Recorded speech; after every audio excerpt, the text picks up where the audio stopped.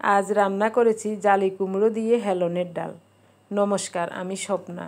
দেশ এবং দেশের বাইরে যে যেখান থেকে ভিডিওটি দেখছেন আপনাদের সবাইকে অনেক অনেক শুভেচ্ছা। স্বপ্নাস ব্লগে সবার আমন্ত্রণ। বাড়ি থেকে আসার সময় 1 কেজি হেলনের ডাল এনেছিলাম। ডালগুলো কাঁচাই ছিল, ছাদে 3 রৌদ্র দিয়ে শুকিয়েছি। ওখান থেকে কিছুটা ডাল শুকনো কড়াইতে ভেজে নিচ্ছি। 1-2টা ফুটতে আরম্ভ করলে নামাবো। হেলনের ডাল ভেজে রেখেছিলাম আরও আগে। এখন ঠান্ডা হওয়ার পর ডাল থেকে খোসাগুলো আলাদা করে নেব। এটা হলো উলের একটা সোয়েটারের হাতা। এটাতে হেলনের ডাল অথবা শিমের বিচি ভেজে ঠান্ডা করে কয়েকটা বাড়ি দিলেই উপরের খোসাগুলি আলাদা হয়ে যায়। অল্প কিছুক্ষণের মধ্যে ডালের খোসাগুলি উঠে গেছে, ঝেড়ে ফেলে দিয়েছি। 2-1টা ডালের খোসা রয়ে গেছে, অসুবিধা নাই, এগুলি ধোয়ার সময় উঠে যাবে। বাটিতে কিছুটা ডাল নিয়ে নিলাম, এগুলো ধুয়ে সিদ্ধ বসিয়ে দেব। প্রথমে জালি কুমড়োটা কেটে নিচ্ছি। প্রতিদিনের মতো আমাদের ঘরোয়া রান্নাবান্না, খাওয়া দাওয়া এইসব নিয়ে নতুন একটি পর্ব সাজানোর প্রয়াস করছি। আশা করছি আপনাদের সবার ভালো লাগবে। তাই অনুরোধ রইল পর্বটি প্রথম থেকে শেষ পর্যন্ত দেখুন। আপনি যদি আমাদের চ্যানেলে নতুন হয়ে থাকেন, সম্পূর্ণ পর্বটি দেখার পর যদি একটুও ভালো লাগে, আমার অনুরোধ রইল চ্যানেলটি সাবস্ক্রাইব করে আপনার মূল্যবান মন্তব্যটি লিখে জানাবেন। প্রিয় ভাই বোন, বন্ধু স্বজন, আপনারা যারা ফেসবুক পেজ থেকে ভিডিওটি দেখছেন, সম্পূর্ণ পর্বটি দেখার পর যদি একটুও ভালো লাগে তাহলে আমার অনুরোধ রইল পেজটি ফলো করে লাইক এবং শেয়ার করে আপনার মূল্যবান মন্তব্যটি লিখে জানাবেন। যে কোনো গঠনমূলক মন্তব্য করতে পারেন, কোনো সমস্যা নাই, আমি আপনাদের সকল মন্তব্যের উত্তর দেব। ওয়াটার হিটারে জল গরম করে ডাল ভাত বসিয়ে দিচ্ছি, সাথে সাথে বলক এসে যাবে। এরপর চুলাটা কমিয়ে ঢাকা দিয়ে রান্না করব। এতে গ্যাস কম খরচ হবে আর রান্নাও তাড়াতাড়ি হবে। ডাল ভালো করে ফুটে উঠলে ডালের পরিমাণ লবণ দিলাম। এদিকে আমাদের দুজনের জন্য কাঁচা হলুদ আর গোলমরিচ বেটে নিচ্ছি। 2 ইঞ্চি পরিমাণ হলুদ আর 20-25টা গোলমরিচ দিয়ে মিহি করে বেটে নেব। এরপর 2 গ্লাস কুসুম গরম জলের সাথে সম পরিমাণে মিশিয়ে নেব। সাথে একটু হিমালয়া পিঙ্ক সল্ট আর cold press coconut oil 1 table চামচ করে দেব। এরপরে আমরা 2 গ্লাস খেয়ে নেব। এটা অ্যালার্জি দূরীকরণের জন্য মহা ঔষধ। চুলার তাপ একেবারে কমিয়ে দিয়ে ঢাকা দিয়ে রান্না করেছিলাম। ডালটা সিদ্ধ হয়ে গেছে। জালি কুমড়োর তরকারিটা বসাবো। সরিষার তেল গরম হলে 5 ফোড়ন দিলাম। জিরা বাটা, ফোড়নটা আরেকটু হবে তাই জিরা বাটাটা এক সাইডে রেখে দিচ্ছি। একটা তেজপাতা ছিঁড়ে দিলাম। এখন ফোড়নটা রেডি হলে জিরা বাটা দিয়ে ভালো করে নেড়ে চেড়ে ভেজে নেব। এখন দেব 1/2 চা চামচ হলুদ। এবার জালি কুমড়োটা দিয়ে দিলাম।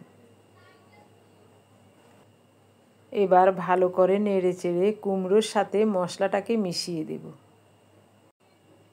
স্বাদ মতো লবণ দিলাম। ডালের পরিমাণ লবণ দিয়েছি, এখন কুমড়োর পরিমাণ লবণ দিলাম। ঢাকা দিয়ে কিছুক্ষণ রান্না করব। একবার ঢাকা উঠিয়ে নেড়ে দিয়েছিলাম। এখন দিচ্ছি ফালি করা 7-8টা কাঁচামরিচ। যদিও মরিচগুলোতে তেমন ঝাল নাই। খুব সুন্দর মতো জালি কুমড়োটা ভাজা হয়ে গেছে এবং সিদ্ধও হয়ে গেছে। ছোট একটা টমেটো কেটে দিয়ে দিলাম। এখন দেব ঘুটে রাখা হেলনের ডাল। পরিমাণ মতো আরও একটু ফোটানো গরম জল দিয়েছি। খুব সুন্দর মতো রান্নাটা হয়ে গেল। কিছুক্ষণ পর নামাবো। ঢাকা দিয়ে রাখছি।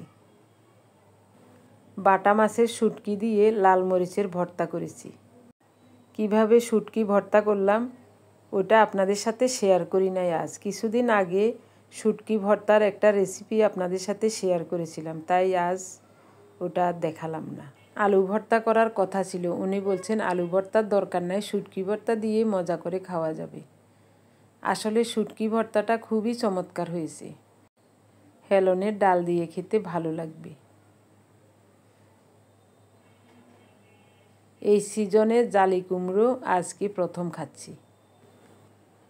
খেয়ে দেখি কেমন হয়েছে। বাটিতে যা তরকারি নিয়েছি সব আমরা খেয়ে নেব। পার্থর জন্য একটু রেখে দিয়েছি, ও রাতে ভাত খাবে। আমরা তো আর রাতে খাবো না। তবে হ্যাঁ, জালি কুমড়ো দিয়ে হেলনের ডাল খুবই চমৎকার হয়েছে। খুব ভালো লাগছে খেতে। পার্থও বলেছিল খুব ভালো হয়েছে।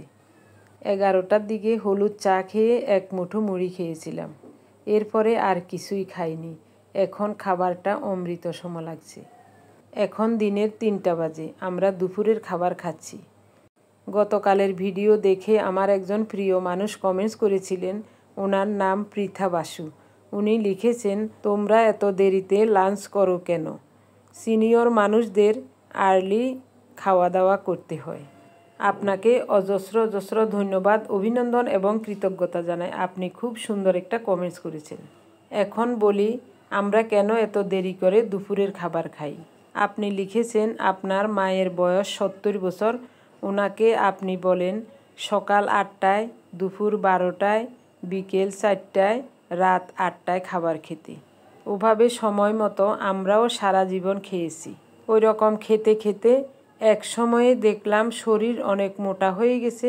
দেখতে সুন্দর লাগছে ঠিকই, কিন্তু বিভিন্ন ধরনের রোগে আক্রমণ করছে এবং ওনার ডায়াবেটিস ধরা পড়েছে আজ থেকে 25 বছর আগে। এক সময় খাবার দাবার নিয়ন্ত্রণ রেখেও কোনোভাবেই ডায়াবেটিস নিয়ন্ত্রণে আনা যাচ্ছে না। এরপর থেকে ডায়াবেটিসের ঔষধ, 2 বেলা ইনসুলিন, প্রেশারের ঔষধ এইসব যোগ হলো। কিন্তু খাওয়া দাওয়া ডাক্তারের পরামর্শ মতোই 6 বেলা চলছে। এদিকে ইনসুলিনের মাত্রাও বাড়ছে, ঔষধের মাত্রাও বাড়ছে। হাতের 2 বাহুতে, পায়ের 2 উরুতে ইনসুলিন দিতে দিতে চামড়া শক্ত হয়ে একদিন আমি ইনসুলিন দিতাম, একদিন সুই ভেঙে গেছে। সেই দিনে আমার মনটা ভীষণ খারাপ হয়ে গিয়েছিল। এই সত্যি কাহিনীটা আমি অনেকবার বলেছি অনেকগুলো ভিডিওতে। আমার মনে হয় আপনি আমাদের ওই ভিডিওগুলি দেখেন নাই, তাই আপনার কমেন্টস দেখে আবারও সংক্ষেপে বলছি। একদিন ইউটিউবে ডক্টর জাহাঙ্গীর কবির স্যারের একটা ভিডিও দেখলাম। উনি বলছেন, আমার এই কথাগুলি মানলে ঔষধ ইনসুলিন বাদ দিয়ে 7 দিনের মধ্যেই ডায়াবেটিস থেকে মুক্ত হতে পারবেন। এই ভিডিওটা দেখার পর আমি ওনার অনেক ভিডিও দেখেছি, একটু একটু জ্ঞান অর্জন করে ওনার মতাদর্শেই এখন আমরা চলছি। সুগারের এবং প্রেশারের সব ওষুধ ইনসুলিন বাদ দিয়ে শুধু খাওয়া দাওয়ার উপর নির্ভর করেই বেঁচে আছি। 24 ঘন্টায় এক বেলাই ভাত খাই, তাই একটু দেরি করে খাই। কোনো সমস্যা হচ্ছে না আজ 4 বছর পর্যন্ত। এখন বলবো আমার প্রিয় ভাই বোন বন্ধু স্বজন আপনাদের নামগুলো। গত 24 ঘন্টা যারা কমেন্টস করেছিলেন, প্রথমে কমেন্টস করেছেন লিপি কুকিং দক্ষিণ দিনাজপুর বুনিয়াদপুর থেকে, নির্মলা দেওরি, আসমা বেগম কানাডা থেকে, অনিমা বোস রাঁচি থেকে, বিভা সেন গুয়াহাটি আসাম থেকে, রাজু মজুমদার শাহজিরহাট নবাবপুর থেকে, তাসলিমা ইসলাম ফরিদপুর থেকে, দেবাশিস পাল শিলচর আসাম থেকে, পৃথা বাসু দোলনা টাঙ্গাইল থেকে, বিজয়া চক্রবর্তী হায়দ্রাবাদ থেকে, রানু বেগম ইতালি থেকে, মনিকা সাহা কলকাতা থেকে, বনানী ব্যানার্জি মুর্শিদাবাদ থেকে, শিখা সিনহা রয় কলকাতা থেকে, জোনাই মুহুরি বার্সিলোনা স্পেন থেকে, রুমা কর রেসিপিস বাই রোকসানা আক্তার। একজন প্রিয় মানুষের আইডির নামটা বুঝতে পারছি না, উনি লিখেছেন, আমেরিকায় বসে আপনার মতো বাঁধাকপি ভাজি দিয়ে আজ সকালবেলায় রুটি খেয়েছি, খুবই ভালো লেগেছে। আপনাকে অজস্র অজস্র ধন্যবাদ। রুমা বসাক, রূপা মজুমদার শিলিগুড়ি থেকে, নরেশ শীল ঢাকা থেকে, অন্বেষা জয় ঢাকা থেকে, সোমাশীল ফেনী থেকে। আপনাদের সবাইকে জানাই অজস্র অজস্র ধন্যবাদ, অভিনন্দন এবং কৃতজ্ঞতা। আপনারা যারা প্রতিনিয়ত ভালোবেসে আমাদের ভিডিওগুলি দেখে যাচ্ছেন, আপনাদের সবাইকে জানাই অজস্র অজস্র ধন্যবাদ, অভিনন্দন এবং কৃতজ্ঞতা। সবাই ভালো থাকুন, সুস্থ থাকুন। দেখা হবে আগামী পর্বে। ধন্যবাদ সবাইকে।